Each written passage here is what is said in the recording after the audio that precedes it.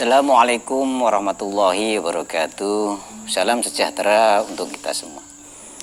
Sahabat-sahabatku yang saya cintai, alhamdulillah pada sore hari ini sekitar pukul 3:30 kita berjumpa lagi dengan Bapak Abdul Muhid dari Sentani Jayapura dalam keadaan sehat walafiat. Mudah-mudahan pertemuan kali ini bisa menimba ilmu pengetahuan tentang pertanian. Para sahabatku yang saya cintai, dalam pertemuan kali ini saya akan memberikan tip, yaitu tata cara untuk menanam kemangi. Seolah-olah kemangi itu tidak ada harganya, tapi kalau kita proses secara baik, cara menanamnya, cara pemasarannya, insya Allah kemangi itu berkah sekali, banyak hasilnya. Untuk itu mari kita lihat bagaimana cara awal menanam kemangi sampai hingga panen.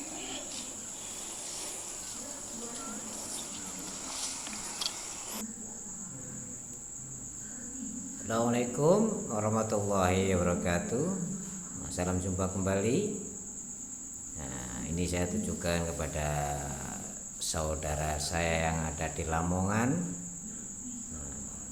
Tadi telah bertanya tentang penanaman kemangi.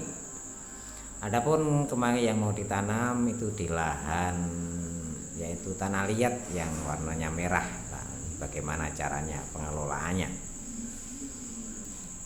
Sahabat-sahabatku semuanya, tanah liat tersebut memang agak keras, maka terlebih dahulu dijadikanlah bedengan-bedengan yang luasnya antara 1,5 meter kali memanjang berapa meter, 10 meter bisa, 12 meter bisa. Nah, itu setelah itu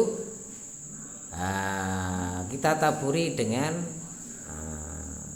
TSP, pupuk TSP, yaitu untuk pengemburan tanah agar tidak terlalu keras. Nah, setelah itu kita taburi, lalu kita cacah kembali agak begitu lembut biar kemangi tersebut akarnya bisa menyebar kemana-mana.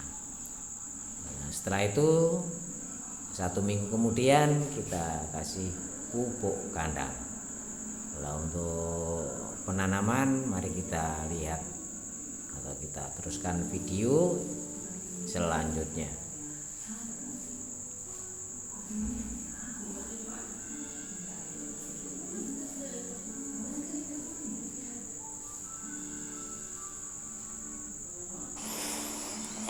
Demikianlah. Nah, ini sahabat-sahabatku yang saya cintai, ini saya tunjukkan, ini adalah bibit kemangi sekitar antara umur 18 sampai 20 hari. Nah, ini kemangi dicabut semacam ini, dicabutin. Nah, setelah dicabut, ini dipindah ke lahan yang sudah siap. Nah, mari kita lihat yang baru saja ditanam oleh Ibu Haji ini menanam kemangi. Ini lahannya Ibu Haji dari Jember, masuk tangga saya. Awal daripada yang menanam kemangi dulu adalah saya. Waktu itu habisnya cuma 2 ikat dulu tuh. Bertahan sampai 10 tahun saya tanam kemangi. Nah, ini yang sudah ditanam di bedengan yang dipindah kemarin, pagi tadi dipindah ini. Nah, sampai 1 bedeng ini penuh. Setelah itu dirawat, dipupuk kandang seperti contoh yang telah saya praktekkan di tanaman sawi, tanaman kangkung. Nah, tinggal melihat teori-teori yang sudah ada di video yang kemarin-kemarin. Nah, tinggal lihat saja. Kalau ada penyakitnya seperti ulat, itu diobati atau disemprot dengan yang namanya bulldog atau regen. Nah, itu tadi bedengan yang barusan ditanam itu tadi antara jarak lebarnya 1,5 atau 2 meter bisa, kali memanjang, memanjangnya 12 meter atau 10 meter terserah sahabatku semuanya. Nah, antara jarak itu saya tanya tadi juga tanya masalah jarak tanam itu 1 jengkal itu sudah pas. Untuk penanaman itu jaraknya 1 jengkal. Setelah umur 1 minggu kita pupuk kandang. Adapun pemupukan kimia pakai Ponska itu ditaruh di sela-selanya antara kemangi dengan kemangi itu tadi. Kita berikan seperti contoh yang sudah ada di dalam video-video yang lain tentang pemupukan secara kimia itu ada itu tanaman sawi atau sayuran ataupun di tanaman kemangi ya, di channel Bapak Abdul Muhid Al-Miftah ya, dicari ada di situ. Jadi sudah lengkap. Apabila ini tanaman kemangi ini sudah bisa berhasil, tanamnya berhasil bagus dan pemasarannya pun juga bisa banyak, maksudnya habis perharinya bisa banyak. Ini bisa menjadi suatu pekerjaan atau suatu penghasilan yang menjanjikan. Kita bisa dikatakanlah pengganti pensiun. Ini lumayan banyak itu. Rata-rata saya dulu habis 200 bungkus atau 150 bungkus atau ikat itu per hari. Dan 1 bungkusnya dari petani itu 4.000, dijual ke pedagang itu 5.000. Nah, saat ini tahun 2020 kemangi tersebut dari petani bisa 6.000, harga jual di pedagang itu 8.000. Jadi lumayan lah.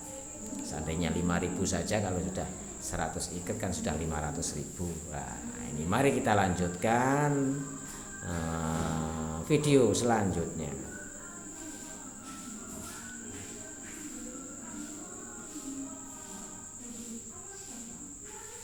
Obat untuk menanggulangi hama ular. Nah, selang 10 hari setelah tanam, kita berikan makanan lewat daun, yaitu pupuk daun, diberikan semprotan entah dengan gandasil atau pupuk organik yang ada di toko. Itu bisa pupuk organik semacam green tonic, gandasil D. Dan apabila sempat membuat sendiri juga bisa dari daun kelor yang saya ceritakan, difermentasi dengan EM4 selama 15 hari. Setelah ditutup rapat, selang 15 hari disaring siap disemprotkan. Nah, ini kita lihat proses cara panen yang dilakukan oleh Ibu Haji yang dari Jember. Ini panennya begini. Nah, ini Ibu Haji telah lagi panen.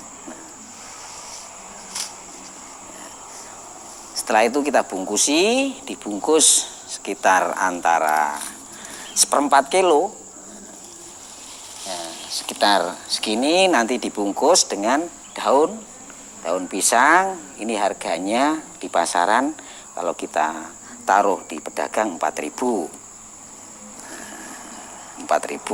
Jadi tinggal ngalikan berapa bungkus atau berapa ikat yang bisa kita bawa ke pasar atau yang kita mampu.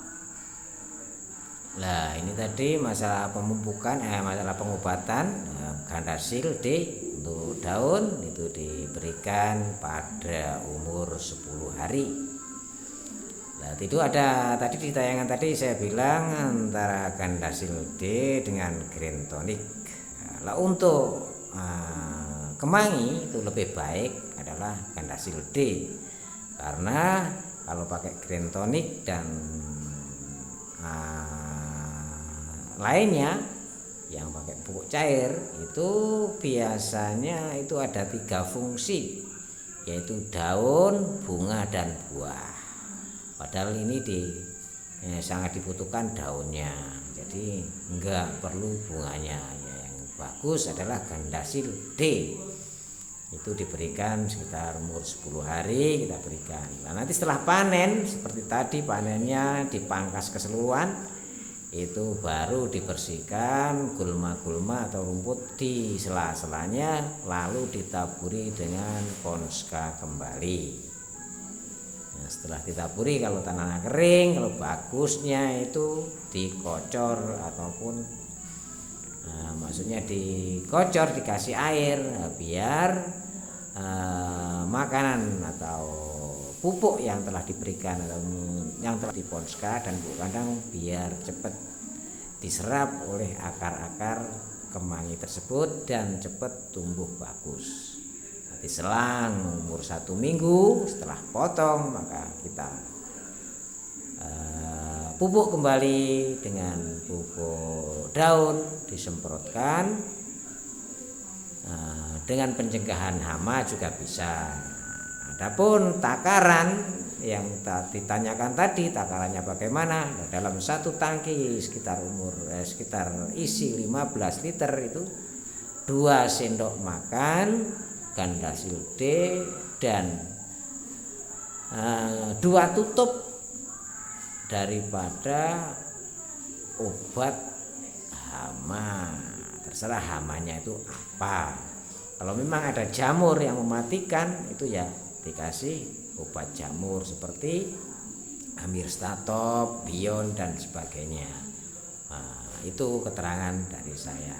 Terus masalah itu tanaman kemangi yang ada di sela-sela pisang, itu Pak bisa Pak D, bisa saja. Yang penting kalau kita tanam di sela-sela pisang, bikinlah tanaman pisang itu secara rajin, maksudnya itu lurus, tidak acak, sehingga kita bisa mengatur tanaman kemangi tersebut dengan bagus dan menghasilkan tanaman kemangi yang baik. Jadi yang atas juga berproduksi, produktif, daun pisangnya bisa dijual, nanti buahnya pun juga laku, dan di bawahnya juga mendapatkan hasil berupa kemangi. Mari kita lanjutkan. Mampu untuk bawa ke pasar. Zaman saya menanam kemangi itu mampu 1 hari itu mampu 200 bungkus, karena tenaga yang nggak mampu cuma 200 bungkus lah kemampuannya. Itu alhamdulillah berkah dari tanaman kemangi bisa untuk mencukupi anak-anak sekolah. Para bapak, para ibu petani, sahabat-sahabatku yang saya cintai, nah, demikianlah tata cara untuk proses penanaman kemangi. Mudah-mudahan pengalaman ini bisa menambah wawasan, pengetahuan, dan bisa memberikan motivasi untuk lebih giat lagi berkarya. Dari saya kurang lebihnya mohon maaf yang sebesar-besarnya.